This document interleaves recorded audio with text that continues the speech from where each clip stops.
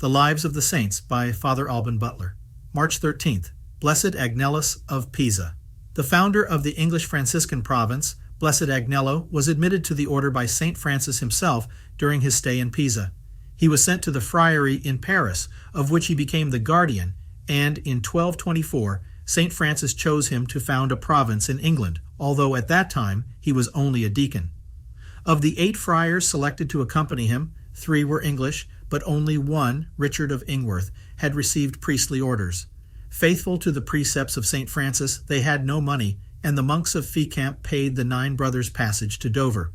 They stopped at Canterbury, from where Richard of Ingworth, Richard of Devon, and 2 of the Italians continued on to London to see where they could settle. The remainder stayed at the poor priest's house, sleeping in a building that was used as a school during the day. While the schoolboys worked, the friars remained locked in a small room at the back, and only after the boys had left could they go out and build a fire.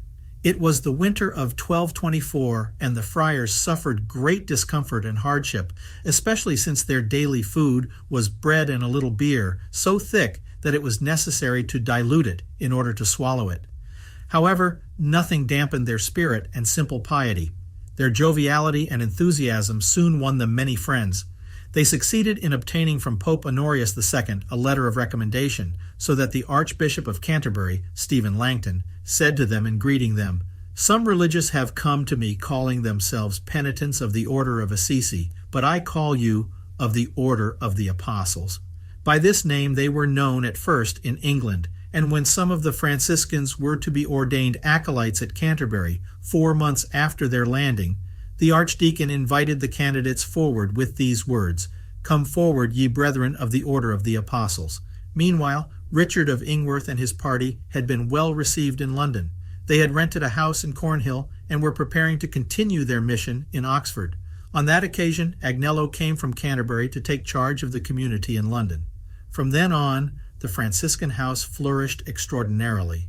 Although the good Agnellus was not exactly a learned man, he established in London a teaching center that later exerted enormous influence on the university.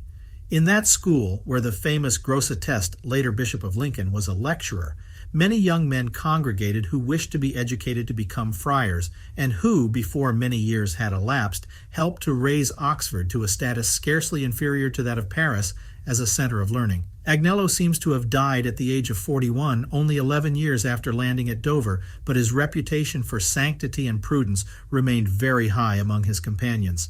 It is asserted that his love of poverty was so great that he never authorized the enlargement of a garden or the building of a house unless it was strictly necessary.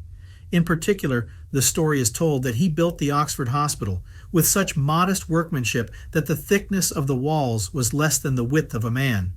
During Mass and when the divine office was said, he shed tears constantly, but in such a manner that neither by the noise of groaning nor by any gesture of the face could it be known that he wept.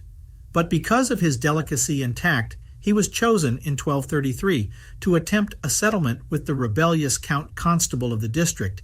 It is said that his health suffered from the efforts to fulfill this mission, but mostly because of a painful overland journey to Italy. On his return, he was attacked by dysentery and died in Oxford, after having been continually exclaiming for 3 days, "Come, sweet Jesus." The cult of Blessed Agnellus was confirmed in 1892. His feast day is observed in the Archdiocese of Birmingham on March 13th and by the Friars Minor on the 11th.